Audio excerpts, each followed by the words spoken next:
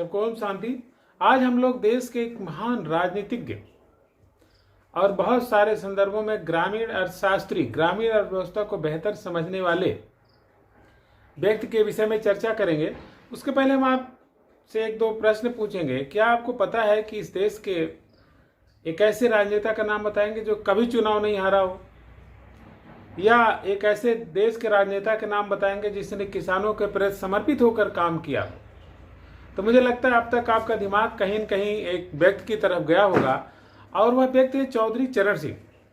चौधरी चरण सिंह एक ऐसे व्यक्ति थे जिन्होंने किसानों के दशा को सुधारने के लिए आजीवन संघर्ष किया, और देश के ऐसे राजनीतिक प्रतिमान थे जो कि पूर्णतः आर्य सामाजिक सिद्धांतों पर चले, और जिन्होंने कभी भी मांस मदिरा का सेवन नहीं किया, और जो आजीवन सत्यनिष्ठा के प्रति संकल्प रहे।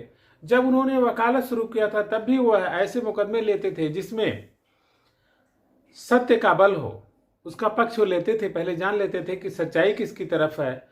और इसके बाद उन्होंने जो दूसरा इनोवेटिव काम शुरू किया वह था कि किसानों को समझाना कि आप न्यायालय तक पहुंचे ही न, न्यायालय के पहले ही आपसी भाईचारा से अपने मुकदमों का फैसला करें और ऐसी क्रिया करें जिससे ऐसे मुकदमे न आए, आपस में सुलह समझौते से रहे।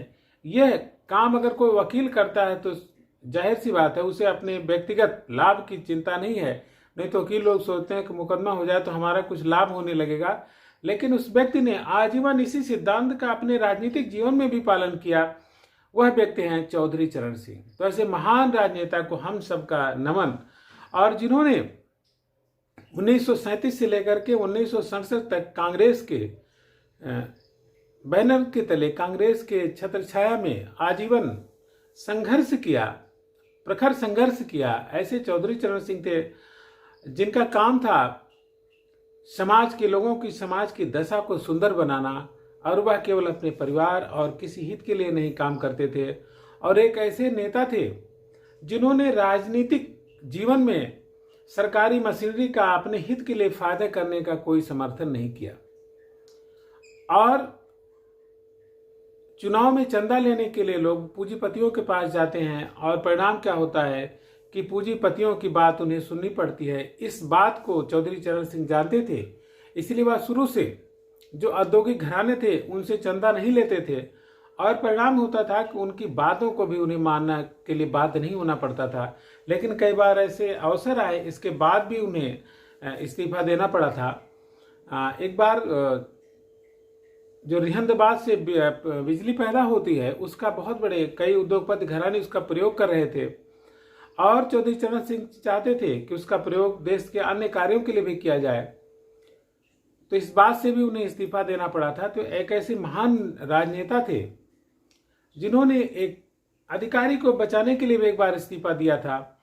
तो ऐसे महान व्यक्ति जिन्होंने 1952 में किसानों की दशा सुधारने के लिए जमींदारी उन्मूलन कार्यक्रम चलाया, और वह देश की कृषि दशा को सुधारने का बहुत अहम निर्णय था, जिसके कारण देश के किसान अधिक योग्य और संपन्न उस समय बन सके थे। तो एक ऐसे व्यक्ति जिन्हें हमेशा ही किसानों की दशा सुधारने के लिए याद किया जाएगा। अब हम चर्चा करेंगे कि उनके कुछ अन्य संदर्भों में। जब 23 दिसंबर 1902 को एक किसान परिवार में पैदा हुए, और उनके बाबा जी 1857 के संग्राम में उनके खानदानी लोग शहीद हो चुके थे और बढ़ चढ़ कर हिस्सा लिया था। एक ऐसे देशभक्त परिवार से थे। जब गांधी जी के आह्वान में आदरणीय चौधरी चरण सिंह जी कांग्रेस में शामिल हुए तो बहुत ही सक्रिय कार्य किया, और अंग्रेजों के जमाने में उनको देखते ही गोली मार देने के भी आदेश थे। ऐसे विपरीत समय में भी अपनी वो राजनीतिक सभाएं कर करके किसी तरह से अपने को बचते रहे, और जब देश आज़ाद हुआ तो वह कांग्रेस मंत्रिमंडल में विभिन्न राजनीतिक पदों को उन्होंने सुशोभित किया, और 1967 तक कांग्रेस के बैनर के नीचे काम करते रहे। पुनः जब एक दो घटनाएं हम उसके सुनाएंगे कि नेहरू जी ने यह निर्णय लिया अपने नागपुर अधिवेशन में कि हम लोग सहकारी कृषि लागू करेंगे। चूंकि चौधरी चरण सिंह जी देश के किसानों की ग्रामीणी और जमीनी हकीकत से परिचित थे। उन्होंने जब नेहरू की तूती बोलती थी उस जमाने में कांग्रेस का विरोध किया। तात्पर्य था कि नेहरू के निर्णय का विरोध किया, जिसके कारण उन्हें तुरंत इस्तीफा देना पड़ा और 1959 में उन्होंने इस्तीफा भी दे दिया और अपने पद लिप्सा के पीछे नहीं रहे कि नहीं हम पद के पीछे रहेंगे।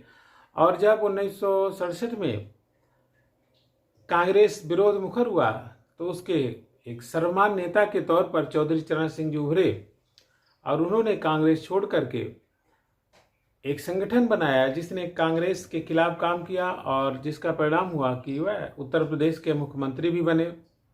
और 1977 के बाद जब जनता दल की सरकार बनी देश में, मोरारजी देसाई प्रधानमंत्री बने, तो वह वित्त मंत्री और गृह मंत्री दोनों के तौर पर उन्होंने काम किया। और मोरारजी देसाई सरकार के पतन के बाद देश के प्रधानमंत्री पद को भी उन्हें सुशोभित करने का गौरव प्राप्त हुआ। तो ऐसे महान नेता थे चौधरी चरण सिंह जी, और उन्होंने जो अपने सार्वजनिक जीवन में प्रतिमान स्थापित किए हैं व्यक्तिगत नैतिकता का, व्यक्तिगत आचरण का, वह बहुत ही अनुकरणीय है। और उनकी धर्मपत्नी गायत्री देवी ने भी उनके साथ सहयोग करके उनके साथ कंधे से कंधा मिलाकर काम किया। और आज जो उत्तर प्रदेश में मुलायम सिंह यादव हैं, जनता दल है, हरियाणा में जो गैर कांग्रेसी सरकार है, उड़ीसा में है, इन सब का श्रेय चौधरी चरण सिंह को जाता है, जिन्होंने गैर कांग्रेसी सरकारों के लिए इस देश में रास्ता प्रशस्त किया। तो उन सब में आज हम चौधरी चरण सिंह को अपने जो ऐसे नेता हैं जिन्होंने गैर कांग्रेसी सरकारें स्थापित करने में एक मदद किया है, वो हमेशा चौधरी चरण सिंह जी को याद करते हैं। वह उन सब के अगुवा हैं। तो उनके बारे में बहुत सारी चीज़ें हैं, लेकिन आज के वीडियो में हम इतना ही रखते हैं। आपने वीडियो देखा इसके लिए धन्यवाद। आप हमारे साथ जुड़े रहें, इस चैनल को सब्सक्राइब करें। सबको शांति।